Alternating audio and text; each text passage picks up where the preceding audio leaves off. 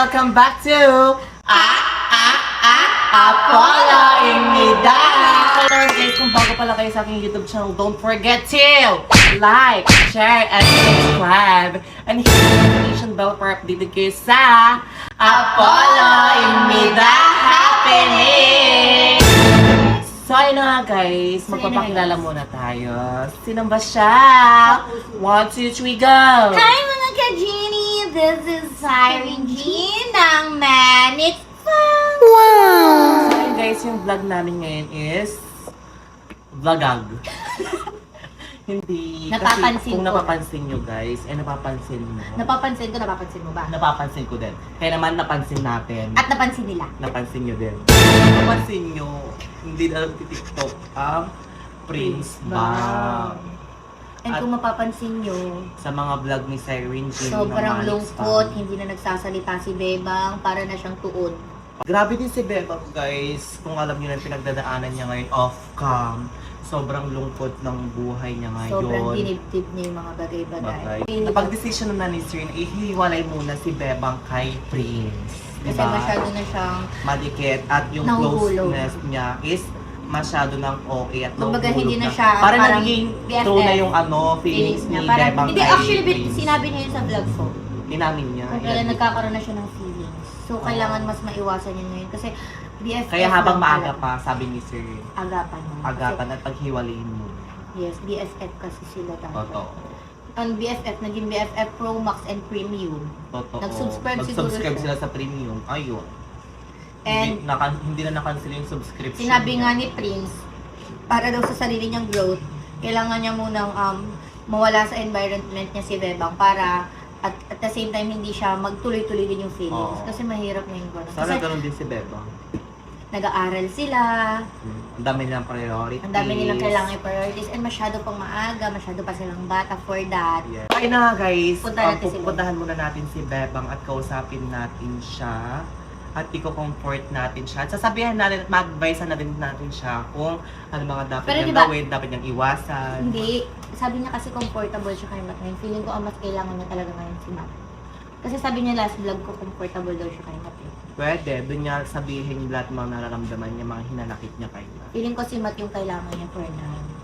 Siguro kaya lang siya umiyak nung nakaraan kasi nung umuwi si Prince. Totoo. Kaya lang siya umiyak nung Kasi naging BFF niya. naging talaga. BFF ngayon talaga.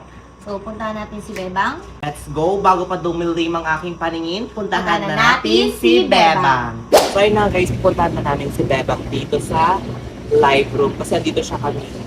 Umiiyak siya, nalulungkot. Puntahan na namin si Bebang. Bago pa dumilim ang aking paningin. Kasi Ako na lang naghawak ng camera para dito na si ano. Bebang. Lumulutang kasi yung camera eh. Umiiyak siya. Ha? Dito siya talagang Si Bebang ba yan? Paano mo nalamang si Bebang yan? Oh, Nakita ko kanina, andito na siya bago pa mag-start itong vlog. pumasok siya dito. Pumasok na siya dito. Kanina pa siya nalulungkot. Isa niya lang dito. No phone. No komunikasyon. Bebang! Bebang! Ayun, nalulungkot talaga si Bebang. So, as a mom, ayun, dito tayo para i-comfort si Bebang. Ano ba yun? Pwede ka naman mag-open up. Ano ba yung mga problema mo? Simula nung umuwi si Prince, ganyan ka na. Hindi ka na makausap ng maayos, hindi ka na makatulog, hindi ka na makakain buhat ng iyong lokohin. Kung ako ay muling iibig, sana hindi maging katulad ko. Tulad mo na may pusong bato. Bakit ba? Uy, ang tahimik mo naman. Salita ka kaya, mag-open up ka kasi para yung mga problema mo, ma-release mo, para hindi ka na maging ganyan, para kahit pa paano makatulong kami. Ano ba yun? Uy. Wala. Ano ba yun, diba? Mag-open up ka kasi. Alam mo, mahirap pag sinarili mo yung na yan, yung problema na yan. Wala kang pupuntahan. Walang mararating yan pag sinarili mo lang. Ano kasi yun, Bebang? Mag-open up ka kasi sa akin para ma-advise namin kay Papa. Yes. Ano ba yun? Ano? Mas pinipili mo na pisilyo. Si Prince. Hindi naman sa pinipili niya si Lian. Ang point kasi dito, syempre, nasaktan na din kasi masyado si Prince sa mga prank-prank ba. Kumaga parang nilibdib niya na talaga yun ng sobra. Tapos nakikita niya pa, Tapos nakikita niya pa sa harap-harapan niya mismo kung paano mo siya ano yun. Na kasama mo si Matt, na masaya ka kay Matt, tapos sinabi mo pa sa harap niya na mas komportable ka kay Matt. Pag siya yung nagpa-prank sa akin, okay din naman. Pag siya yung nagpa-prank pero hindi naman siya gumagamit ng iba. Ganun kasi talaga. Dati naman, mas pinili din umuwi ni Prince. Kasi ang alam mo ba, sa part na ngayon, medyo nahihirapan pa rin talaga si Prince pag nakikita ka niya ni Matt na magkasama. Tapos alam mo, di ba, alam mo sa sarili mo na ayaw ni Prince ng malungkot. Tapos magpapakita ka sa kanya ng malungkot ka, na affected ka, di lalo niyang iisipin na lalo niyang iisipin na layuan ka na lang kasi nagkakaganyan ka. Ikaw sasabihin na siya yung dahilan, kaya siya yung dahilan, kaya ka nagkakaganyan. Yun yung isipin niya, kaya mas pinaprioritize niya muna siguro talaga yung sarili niya kasi ayaw niya nakakasakit ng iba. Diba? Kasi hindi ko naman kasalanan kasi nandiyan mga bisinip pa ako sa akin. Kasi nga gusto ka ng tao, ba't ba hindi mo bigyan ng chance si Matt? Diba? Alam mo, Try mo lang. ang bait-bait ni Matt. Kung tutusin, hindi niya nga pinapatulad si Prince kapag ka pinagtitipad siya ni Prince eh. Ang bait-bait ni Matt. Hindi nga siya gumaganti sa mga pag may nasasabing masama si Prince against Matt. Wala naman yung hindi siya gumaganti. O, pag napapagkaisahan si Matt, hindi na nga siya gumaganti eh. Alam mo, imbis na pagtanggol mo din minsan si Matt, parang okay lang din sa'yo. Eh. Iba kasi pag sipit ko rin yung kasama.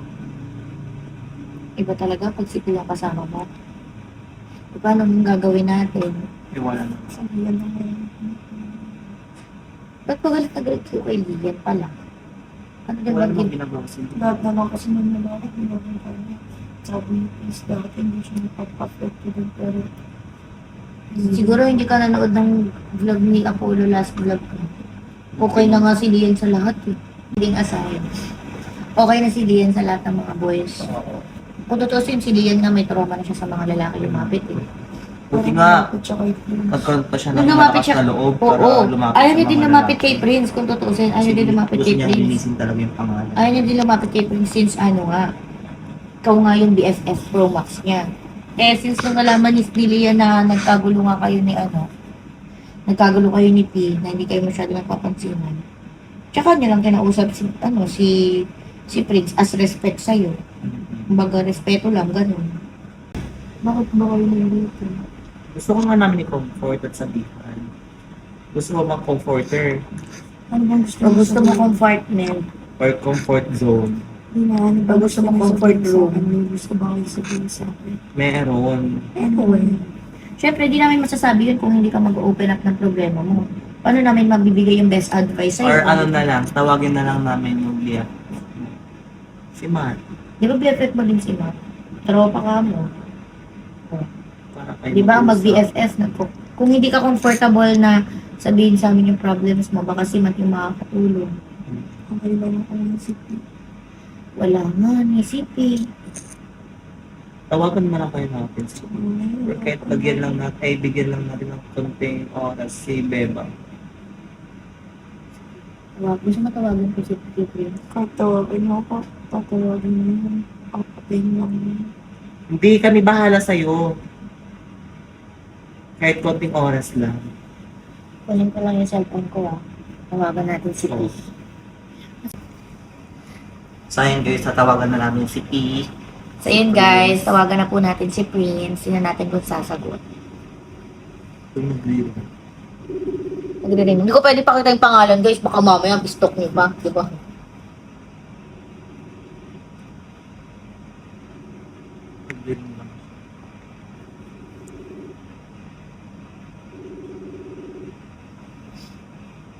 Ano yung sagutin? Last one. Last one. Ikaw pumindot. Baka sakali sagutin. Yun yung sasagot. Direction. Wala. Huwag na lang. Baka busy siya. Ayaw. Ay sumagot ni Prince guys. Naoras rin kasi baka tulog na yun. Tawagin na lang natin si Matt. Ano ba kasi mat Kahit konting oras lang para mag-advise. I-comfort niya si Bang Bang Bang. Beba. Diba? Tawagin namin. Tawagin na lang natin si Matt. So, tawagin namin si Matt? Uy. Oo, hindi. Tawagin natin. Ay, tawagin natin si Matt. Yan ka lang ha, nakanak ako. Si Matt. Ay, sabi ni Bebang tatawagin namin si Prince para i-comfort daw siya. Si Prince? Ay, ulit? Wala si Prince Wala si dito. Prince. Si Matt. Si Matt. So, Ikaw wala, hindi, dudulas ka tatawagin. din. Siguro Prince Bang ka. Oo, Prince Bang, yo. Tatawagin namin Ay. si Matt. Tingnan mo si Ay, Matt. nandun siya, Nandun nasa siya. cellphone. Nasa kama siya ni Prince. Tignan mo, tignan mo. Tignan mo, tignan mo. Bakit siya? Ito ang tanong, bakit siya nandun sa kama ni Prince? Oh my gosh. Matt! Ba't nandun ka sa kama ni Prince? Diyan ba kang tanto? Grabe ka naman, bakit anong ginagawa mo dyan? Bay lang ako. Sa kama ni Prince? Uy, punta mo si Bebang doon, sabi ko sa'yo. Bakit ang... Pinapatawag ka. Pinapatawag ka niya. Ayaw niya mag-open sa amin. Ano ba nangyari? Until now, dinadamdam niya pa rin yung pag-uwi ni Prince. Ano ba talaga nangyari dun? Yun nga yung dinadamdam niya yung kay Prince yung pag-alis ni Prince. Tapos tulad niyan, galit siya kay Lian ngayon. Kasi nga, ang mas pinapansin ni Prince ngayon si Lian. Eh, hindi ko din mag-gets si Bebang eh. Diba sabi niya nakaraan sa vlog natin, mas comfortable na siya sa'yo? Ba't ganun siya ngayon? Kaya pala, nakaraan iyayaya ko TikTok. Parang wala na siyang gana sa lahat. Ayaw niya. Ayaw na kumilos. Mali yun. Dapat kaya, tama lang din talaga yung desisyon na pinag-iwalay muna sila eh. Kasi nagkakaano na ng feelings talaga eh. Apektado na lahat. Tingnan niyo tulad yan, hindi na siya makakilos, hindi na siya kumakain, hindi na siya nakikipag-tiktok kay Matt. Pag tinatawag siya ni Matt, hindi na siya tumitingin, hindi na siya sumasama sa kahit na kanino. Hindi na Nag-name pinapansin nun, te. Hindi ka na di pinapansin. Oo. Alo, kakalayag pa lang ng Matt bang, ilulubog niyo na agad. Mali. Alam mo, mas maganda pa, puntahan mo na lang si Bebang, promise. Feeling ko mas makakatulong pag ikaw yung ano, kasi di ba sabi niya nga comfortable siya sa'yo. So feeling ko mag-open up yun sa'yo. Kasi sa amin, ayaw niya talaga mag-open up. Para kami ibang tao sa kanya, di namin kilala. Try mo ikaw. Tara. Yo. Hindi si Bebang. Uy. Ganun ba yan?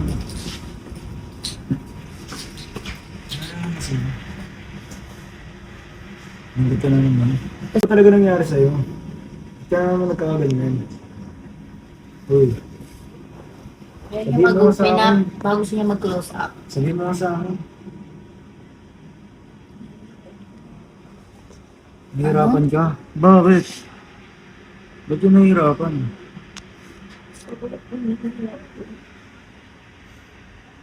Ano naman? Di na naman. Nakaraan pa yun ah. Doon pa rin makamove yan. Masyado mo kasing binanggan. Kaya rin yun.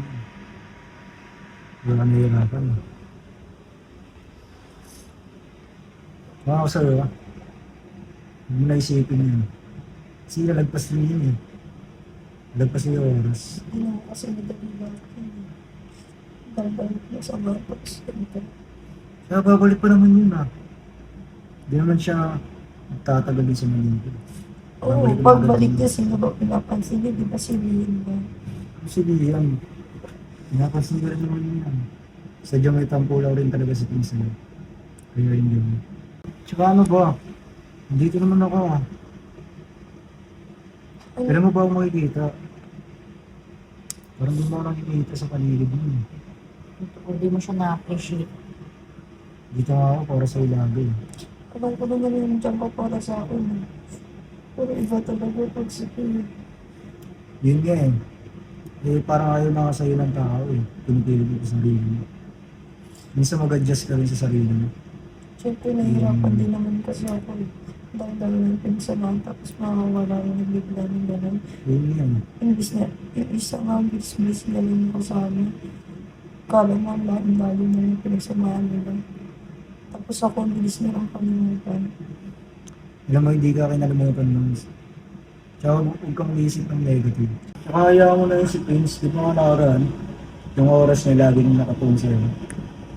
Siyempre, hindi naman basta-basta nakakalimutan yun eh. Pero parang iba. At pag sa akin, ang bilis nilang kalimutan ako. Hindi na ako limutan. Huwag ganun kinakalimutan. Sadyang Sa nagbibigay lang siya. pinapakita niya parang pinalilimutan niya na. Sadyang nagbibigay lang siya ng oras sa sarili niya. Kasi parang napabayaan niya yung sarili niya, di Oo ba? nga, nagbibigyan ng oras tapos kay Lian pa. Hindi yan. Di talaga. Minsan lang talaga sila magsama ni Lian. Alam mo kasi, binigdil mo yung ano eh. Yung nakita mo eh. Huwag mo kasi binigdil yung Siyempre isang beses mo pinapamukha na niya sa nakita. akin na hindi niya ako nakalimutan niya na ako eh. Kasi Lian na yung ano niya. Alam mo kasi, ikaw lang mag-iisip ng ganyan eh. Totoo lang. Kaya ka nagkakaganyan eh. Pero hindi mo may isipin yun. Magiging okay. Okay ka naman eh. Tsaka i-appreciate mo yung mga taong nasa paligid mo. Huwag ka mag-focus sa isang bagay, sa isang tao.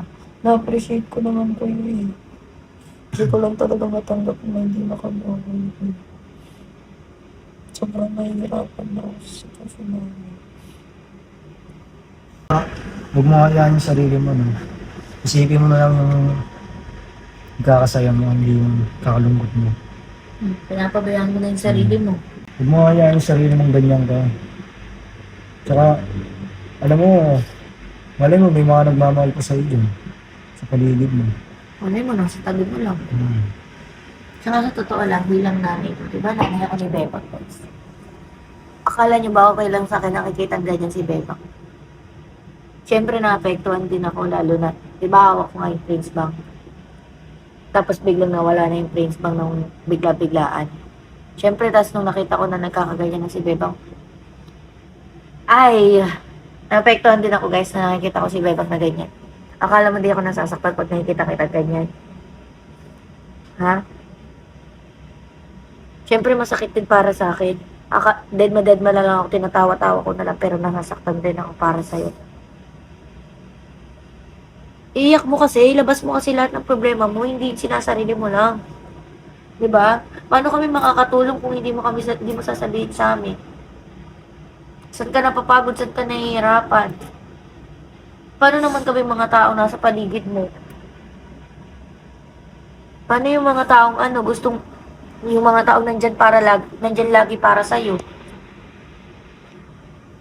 Puro si Prince. Hindi mo man lang ba na-appreciate si Matt? One call away mo si Matt, oh. Malaman niya lang na umiiyak ka, nakasusugod agad siya para nandyan lagi agad siya sa tabi mo. Puro na lang si Prince. Ano bang naitutulong ni Prince? Oo, may pinagsamahan kayo. Gets nga natin. Eh, ano nga magagawa natin?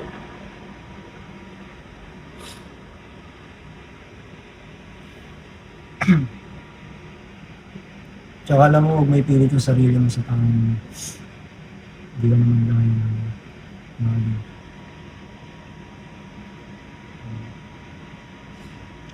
Maded lang ako, pero may dinadagdag ko din pag nakikita kitang nagkakaganyan. Sabihin mo kasi mag-open up ka din kay Matt. Sabihin mo sa kanya kung anong na-feel mo ngayon. Appreciate mo naman si Matt, oh. Ano ang gagawin natin? Wala si Prince. Wala dito.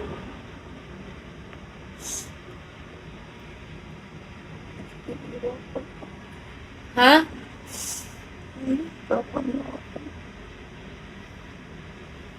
Bakit ka nahihirapan? Ano naman sa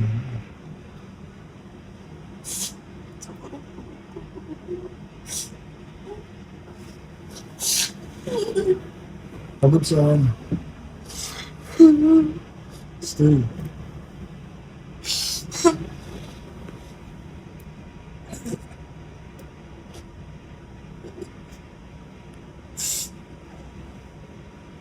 Alam mo, ako lang mo.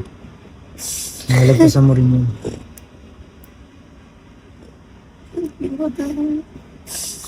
Oo, sabihin natin hindi madali. Sabihin natin hindi madali.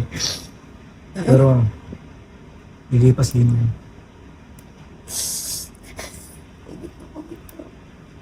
Alam mo na. Alam mo. Lilipas din yan. Iiyak mo lang yun. Lilipas din yun. Magiging okay din lahat, Bebang. Hindi na isipin. Kaya maging masaya kung ano ko ngayon. Kung ano meron ko.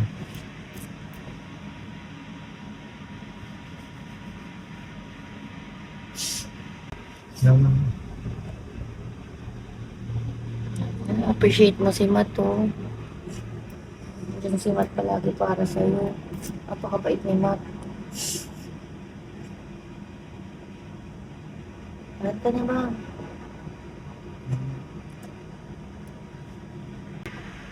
Sige, iiyak na lang ngayon. Ilabas mo na yung mga pinanakit sa loob mo. Ikaw nga dito. Pera muna ako, Matt. Ano na? Ano na? Okay ka. Hmm? Okay ka. Kaya mo yan. Okay? Okay ka. Okay ka, Bebang. Okay.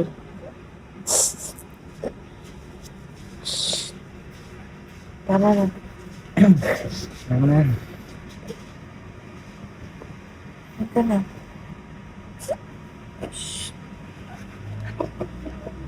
Ha?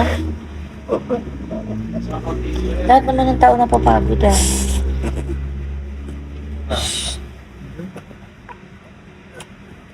Tama na.